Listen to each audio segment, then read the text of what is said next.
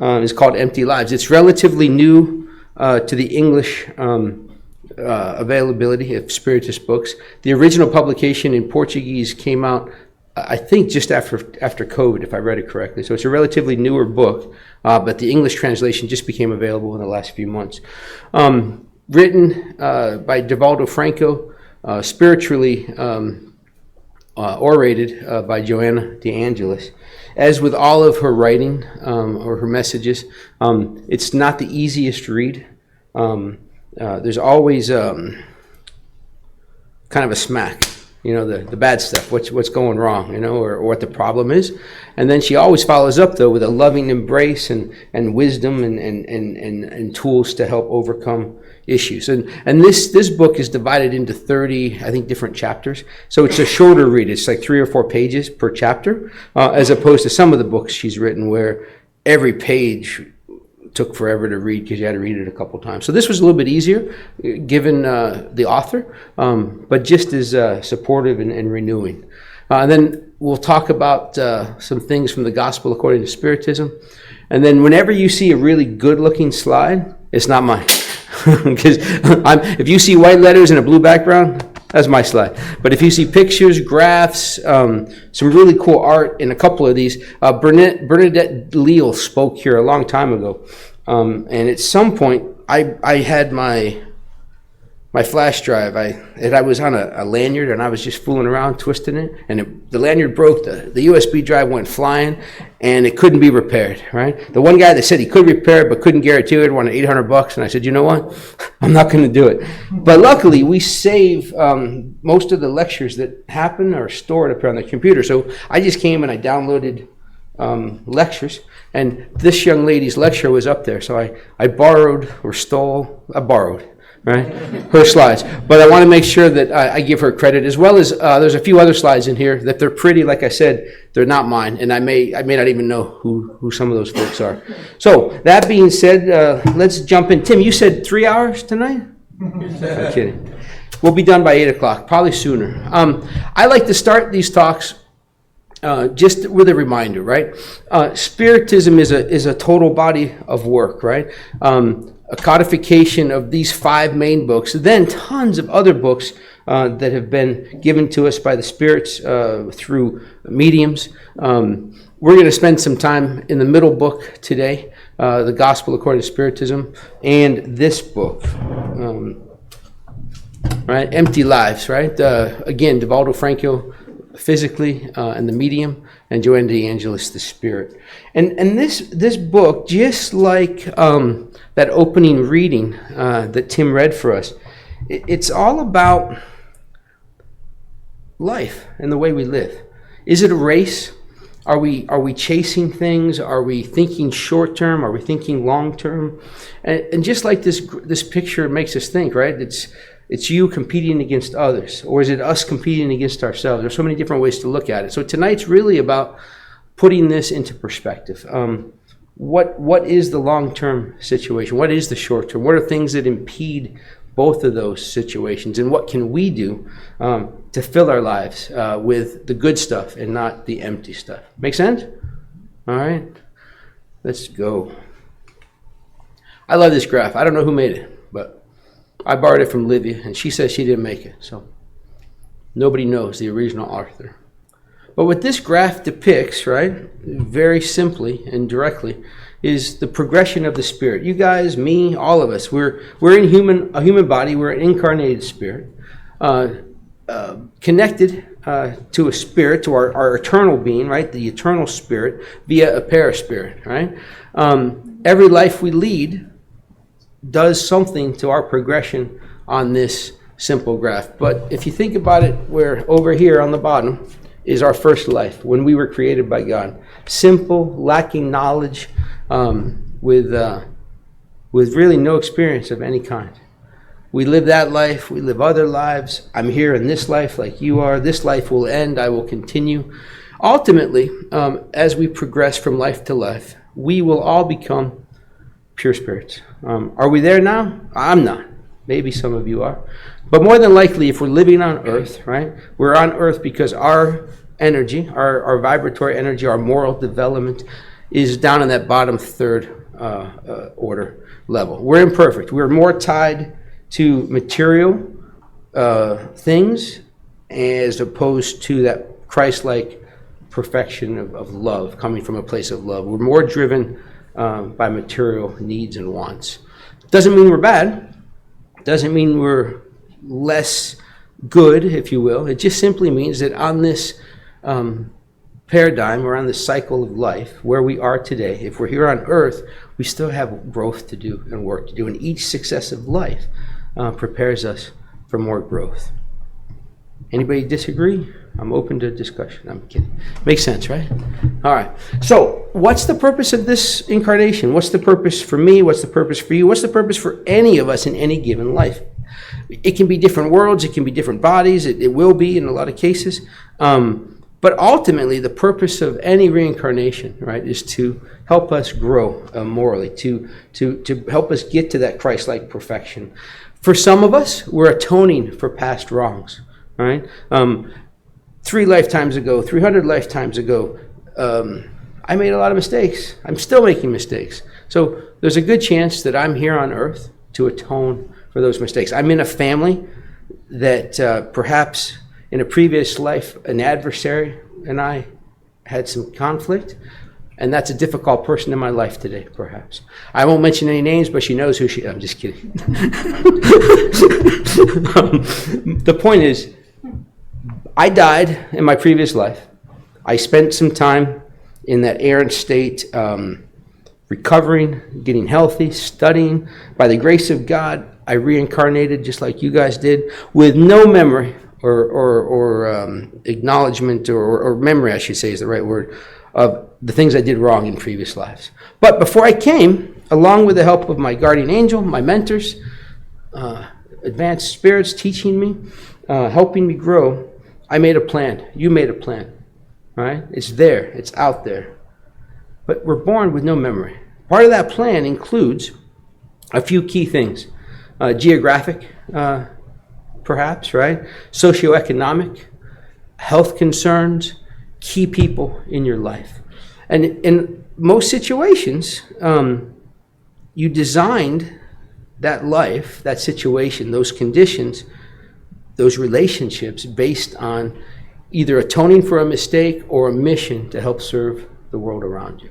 So if you think about those difficult people in your life, if you think about those challenges that you face, those bad habits perhaps that you haven't broken yet, right? Think about that as what you're atoning for. You're being forced or exposed to challenges that you have a chance to learn from, overcome, and grow, or to provide a service to the world around you. Essentially, it puts us in a position to face our creation. We create our own reality in a lot of ways.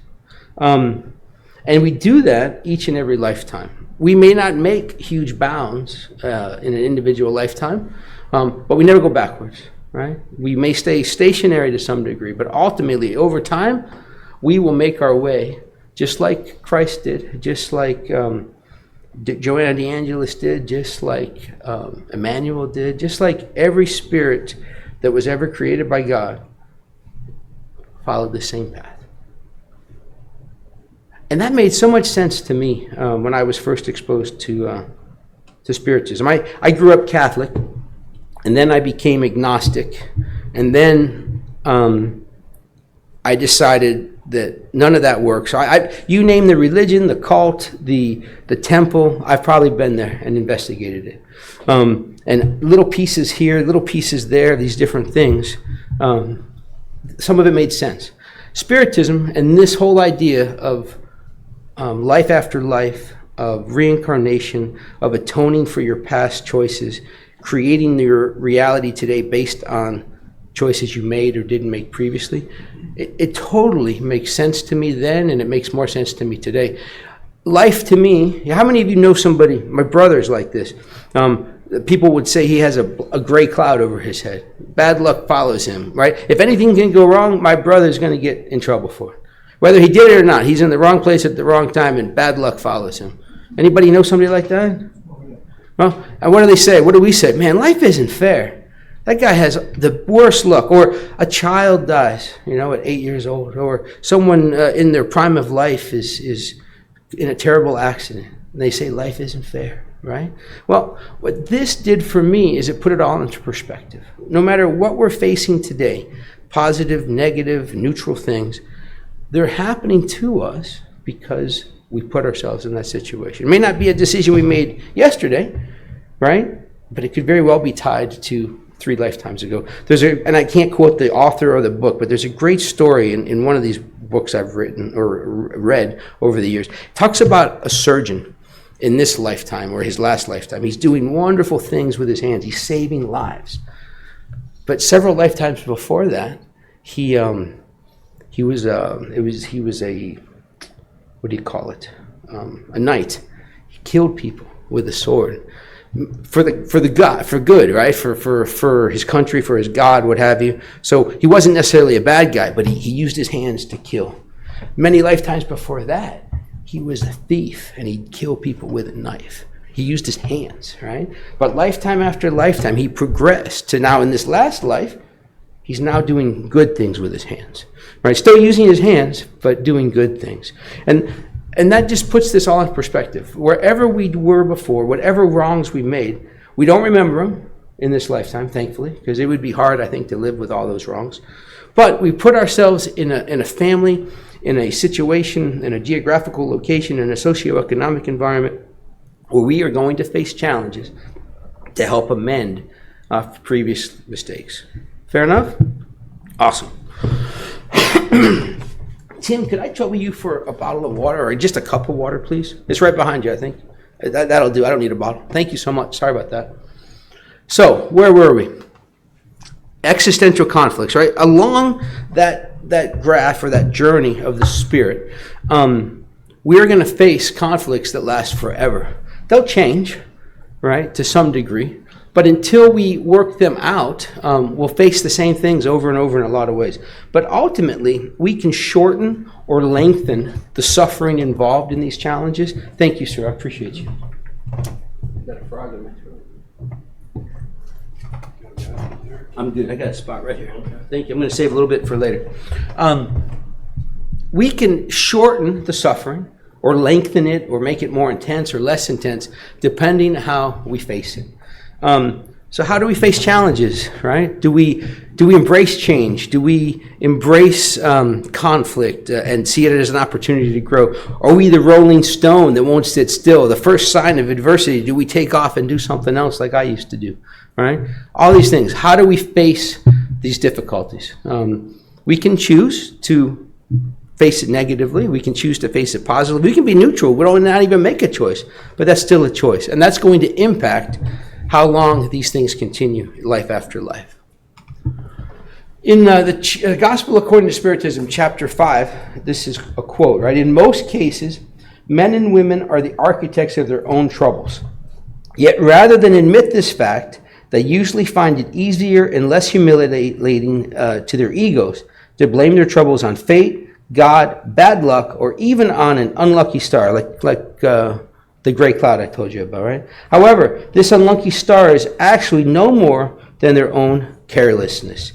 That sounds harsh, doesn't it? Do any of us wake up in the morning and say, I'm going to make bad choices so that I have more suffering? Probably not, right? But how many of us go throughout the day, myself included, that make choices that make the same mistakes over and over for a while?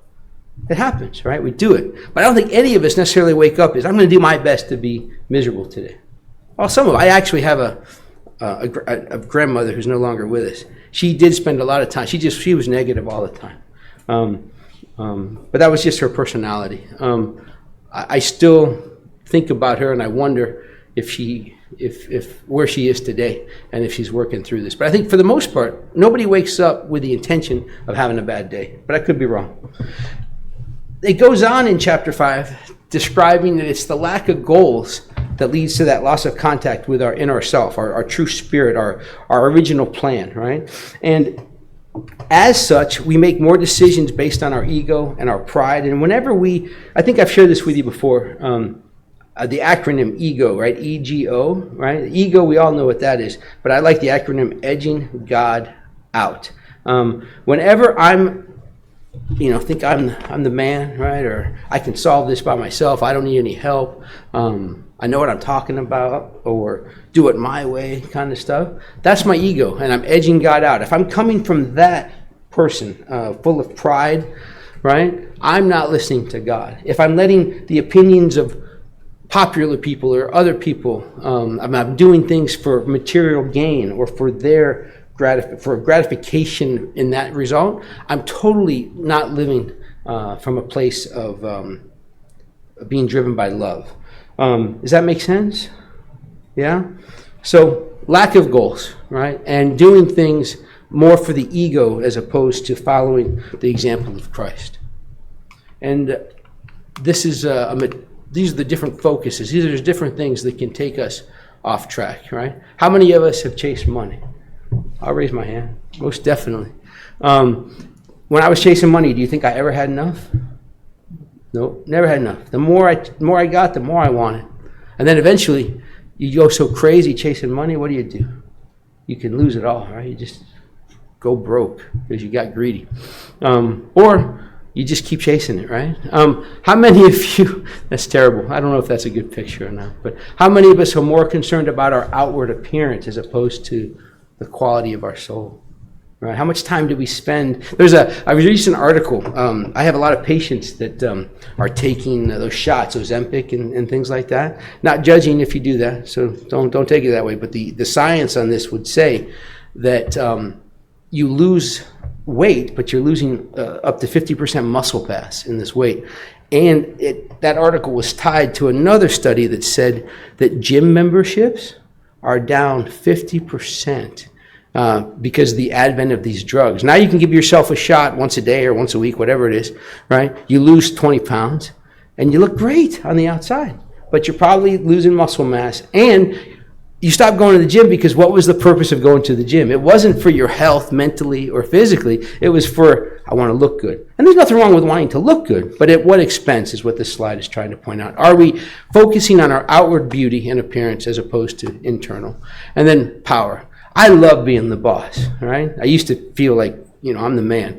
Now I look at myself as the team captain, right? I run a department of 15 to 25 people, 8 or 9 locations. We help a lot of people. I'm technically the director, but I don't look at myself as I'm the man anymore. I'm just simply the coach or the captain of a team.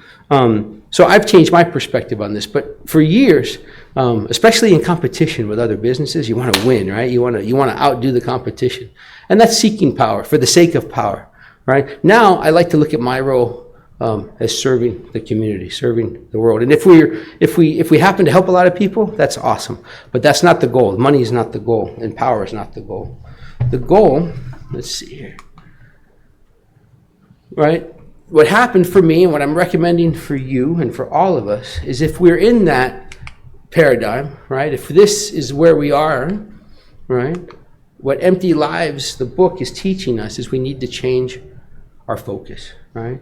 We totally need to change our focus, right? Because whenever you find yourself struggling with difficult challenges, right? Think that you're being honored by life in order to achieve the freedom that awaits you. That doesn't sound right, does it? Life is getting difficult. Life is challenging, and we're supposed to be grateful.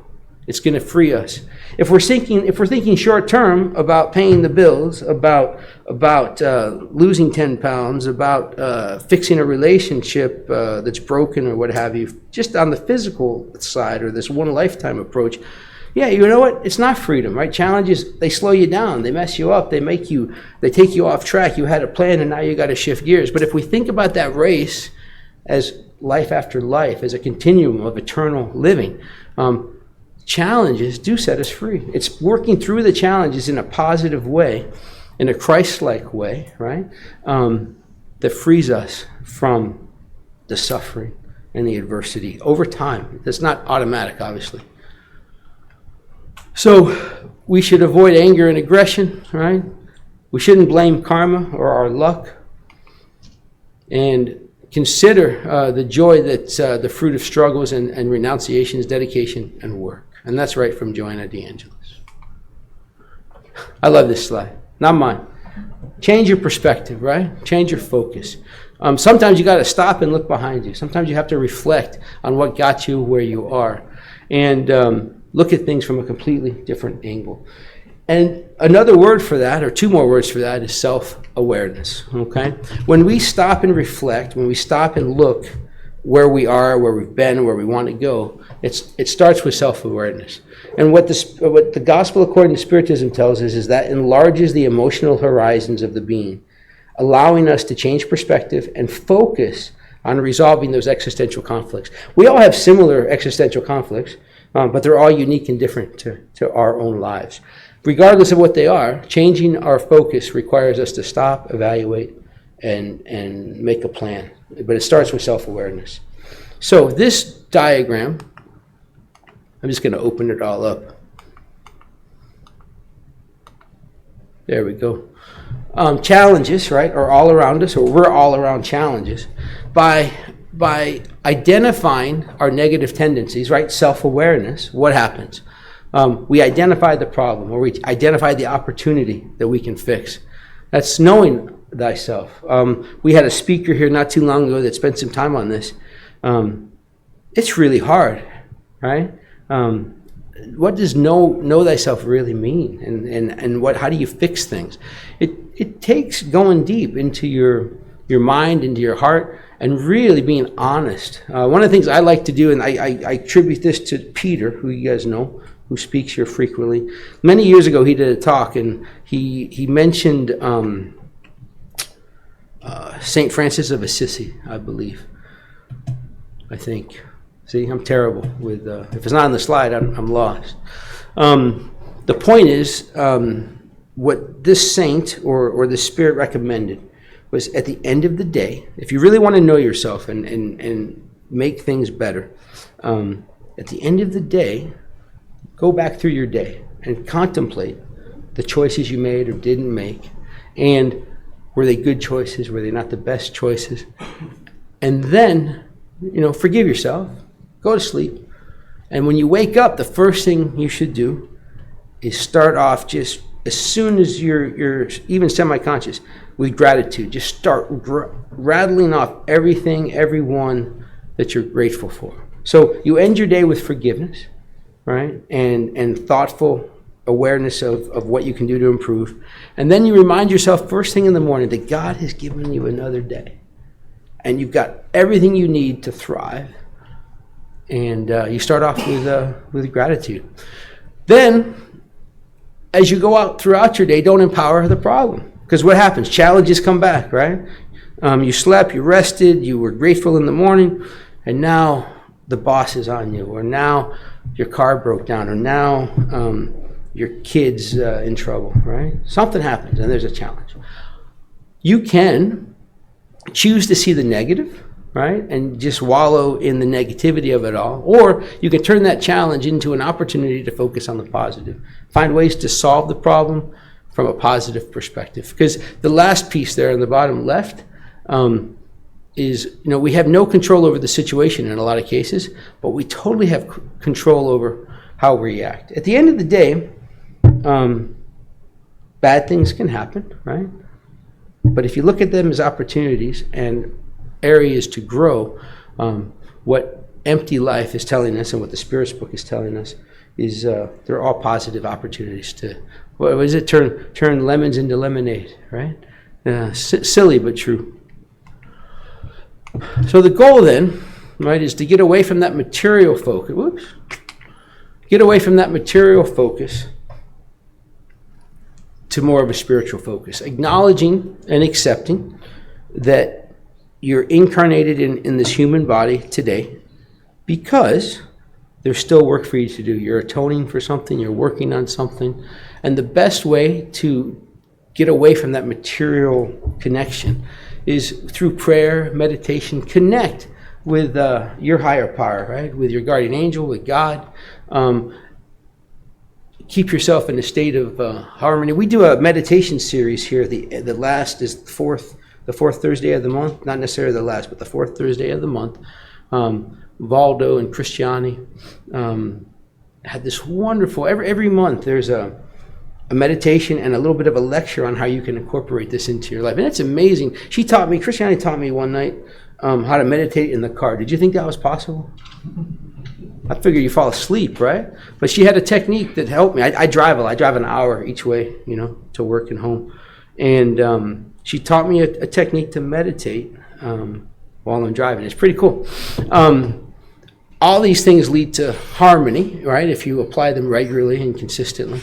And it helps you stay optimistic and see challenges as opportunities, to see what could be perceived as bad things as potentially good things. Easy to say, right? Easy to say, harder to do sometimes. But it all starts with trying to be consistent. I like to start my day every morning. Well, let's be honest. Got to make coffee, right? You got to do that. And then I read. I've got 3 different books that I read. Empty Lives was one of those books that I'm finished with. But just a couple pages. If I can start my day with a couple pages in 2 or 3 good books, and then pray or meditate, my day goes a lot better, a lot smoother. I've pointed myself in the right direction from day one, from minute one. Start off with that gratitude, like Peter taught me, and then go into the prayer and the meditation with the reading. And there's, it's so funny. I've been doing this for a while now. And when I would travel, I wouldn't necessarily take the books. Or if I was in a hurry and I couldn't do it at the coffee table, so I'll do it when I come home. Well, that never happens, right? You get home and then other things are going on. So now, thanks to this camera on my phone, if I don't have time, I'll snap pictures of the pages. And then at some point, I get to the office or wherever I'm going, or I just find the time at some point in the day to get that in as early as possible. The days I don't do any of this, they're terrible, man. My mind isn't right necessarily. I'm not focused as well. So I'm not saying my way is the right way, but that's what's helped me really stay focused on this kind of stuff by making it happen as early as possible, which most days involves me sitting at the kitchen table, drinking a cup of coffee, eating breakfast, and studying. The Gospel According to Spiritism, Chapter 5, again reminds us that the essential objective of our life as a human is to allow the human being to develop all of its dormant potential. What does that mean, dormant potential? Are we living up to our potential? Peter would know the exact statistic, but apparently we don't use much of our brain on a daily basis. The brain is so capable of so much, and we don't use a lot of it. The same is true for that spiritual awakening, that spiritual potential. There's a slide I've used before. It's related to exercise. It was where I got the slide from. Again, I didn't make it, but it talks about 4% of your day, right? A 1-hour workout is 4% of your day, right? And then I equate that to what percent of our day do we spend praying? What percent of our day do we spend thinking not about the material life, but the real life, the never-ending, eternal life of the spirit? Do I spend an hour? I'll go to Orange Theory and work out for an hour, right? And that's 4% of my day, and it helps me mentally. It's a great thing. But what if I only spend maybe 10, 15 minutes in the morning reading my books and praying? What if I spent another 45 minutes doing that every day? How much better would I be? How much more of my dormant potential spiritually would I be opening and awakening? My wife, she's probably at 8%. She's amazing. She's an inspiration for me. And sure enough, in situations, I think because of that, she's better prepared to handle challenges on a daily basis now. So I'm not saying you got to do it my way, but that way's worked for me, and I want to do more of it. So think about it like that. How much time are we spending to develop our spirit and doing good things for others? By doing more of this stuff, right, the essential objective, right, is to make all of us individuals that make choices from a place of love. Think of Christ. Last thing he did, right, before his death, before he was murdered, right, he forgave his murderers. Right? And I'd probably be fighting till the end, trying to take somebody down. Right? He forgave them and prayed for them, and that's what we're talking about. That's ultimately evolving morally. Is getting to a place where we can be just like that, and that's pretty far away from me. I'm not there. what the gospel in chapter 5 reminds us of is this process is not automatic. If we were in the vegetable kingdom or the animal kingdom, it would be instinctual, right? These things just happen, right? Whatever happens, they react instinctively, right? Our situation is, guess what? We have a conscience, we have a soul, we have a brain that can think, right? It depends on the choices that we make. Do we make a good choice? Do we make a bad choice? Do we make no choice at all? We have to be lucid. We have to have aspirations. Most importantly, I think, is we have to make effort, right? There is a school of thought in the world that says all you have to do is accept Christ, right? What do they call it? Being saved, right? And it opens the pearly gates and you go to heaven, right? And I'm not knocking that if that works for you. But what we propose, well, not we, but what Spiritism has taught us is it takes work. It's not necessarily deeds as in you write a check to people or give away all your wealth. It's opening the door for that little old lady. It's letting that guy get in front of you on I-4. I know it's hard, but we should, right? I know. It's spending time here at the center. It's spending time assisting others and just do good things. It's time, it's intent. It's just making effort to be a force of good in the world. And this builds from one life to the next. It doesn't happen overnight. It's not automatic. You've got to put the effort in. And a big part of that is simply trying harder to be a better person and serve the people around you with love and charity. I like this slide. This way we cause and effect, right? And that's Spiritism in a nutshell. That's moral evolution in a nutshell. You do something, there's an effect. That creates a new situation where you have to what? Make a choice. You make a choice, guess what? Now there's an effect of that choice. And this builds life after life after life. And I'm the living embodiment of all my previous choices. I'm in exactly the situation today that I'm in because of choices I made. Now, could I go live on an island and not interact with people and that way I never make a bad choice? Would that solve my problem? Absolutely not. I can't grow without you. You can't grow without me or others.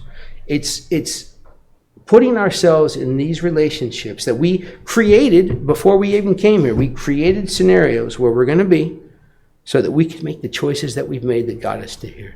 And the more people challenge me with opportunities, right? Not challenges, with opportunities where I have to make a choice. Am I going to listen to the good angel on this shoulder or the little devil with the pitchfork on this shoulder? Or am I just going to put my blinders on and ignore it? I'm not going to make a choice. Just go quick, right? Either one of those options is a choice. Which one of those options helps propel me with moral evolution faster and with less suffering?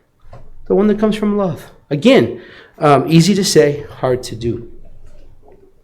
But when we acquire self-awareness and there's the identification of the self and ego is achieved. In other words, we are aware that we're being driven by pride and ego.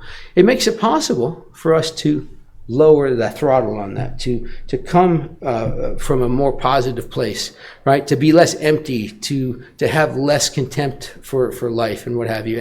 And in these troubled spaces of life, in these challenges, in these difficulties, to make better choices as opposed to bad choices.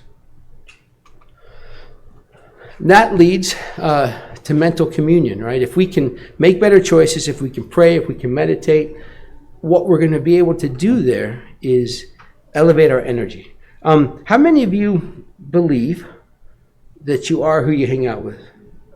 Right? Show me your friends, right? Show me where you hang out. More than likely, that's you, right? Show me the 5 people that you spend most of your time with, and that's probably a good representation of you. Well, let's go beyond the physical life, right? Let's go to the spiritual life. Imagine the energy that you're drawing toward you when you're in negative situations, right? Bad situations, right? And then look on the other side of that coin. When you're doing positive things, when you're living righteously, when you're living from a love perspective, when you're living with good intentions for others, you're drawing positive energy. And that follows you, right? You walked in here today with whatever energy you were tied to out there. The goal tonight is to cleanse those chakras and to walk out here in a better place. Right? That's not just easy to say. I think that's easy to do. Getting here tonight is a victory, right? You got here. You faced the challenge of the day, and now you're here listening to this, and you're going to get a pass, and you're going to be better prepared for the week. It all starts with education. I'm looking at the time, Tim, so I'm going to speed up for you. All right. Let's see. I'm going to just put them all out there. A lot of this stuff, right, once you're aware, right, and you've been analyzed, right, you need education, right? And from a Spiritist perspective, we look at this from three different routes, right? There's the religious aspect, there's the philosophy, and there's the science. Science is the mediumship, right? This connection we have with the other world, right, with spirits.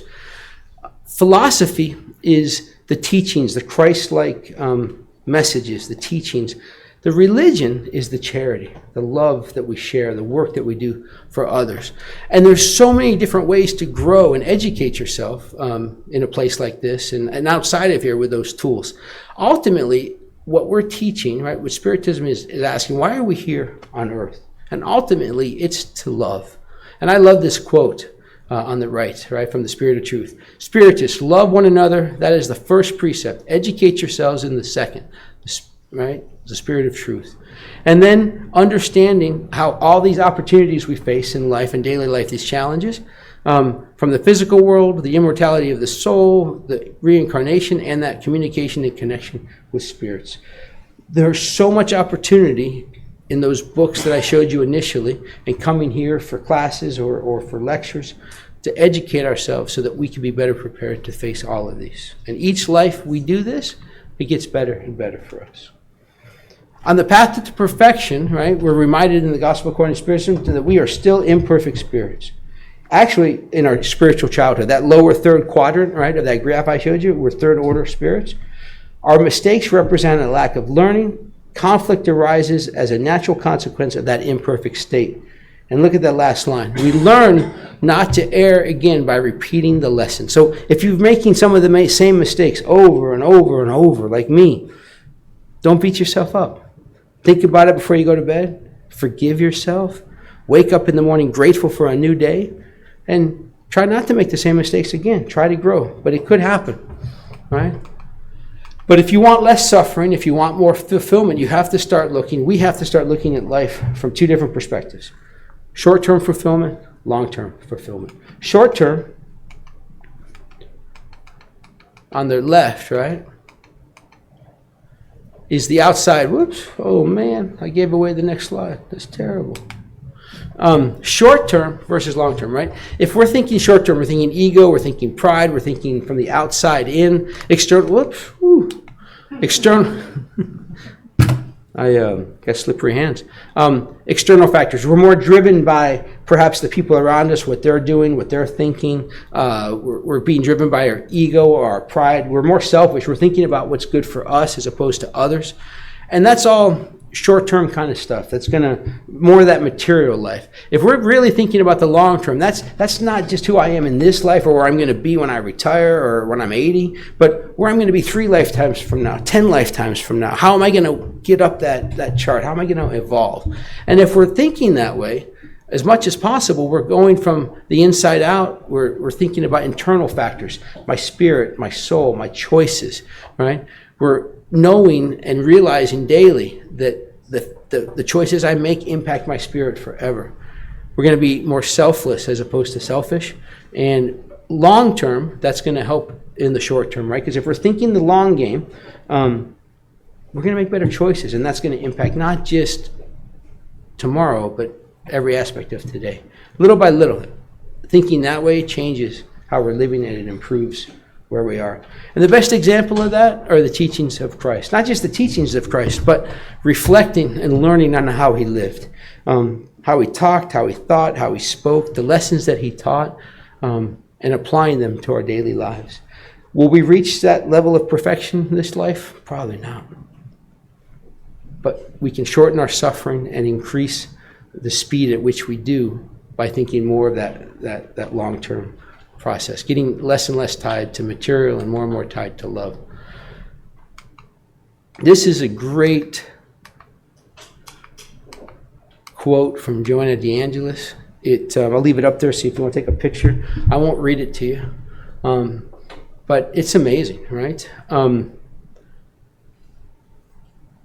If you can keep this in mind daily. All right, I'll read it to you. Fine.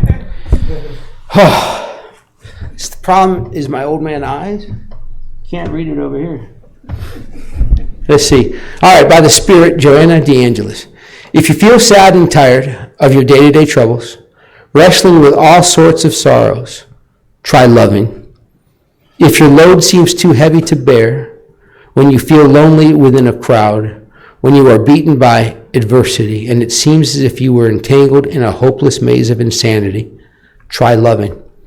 If you are in the verge of despair, feeling weak and lost, try loving. Whatever the circumstances, no matter how difficult the situation that confronts you, try loving. Spread love like a fertilizing pollen made of light and love will fly back to you as peace and spiritual beauty.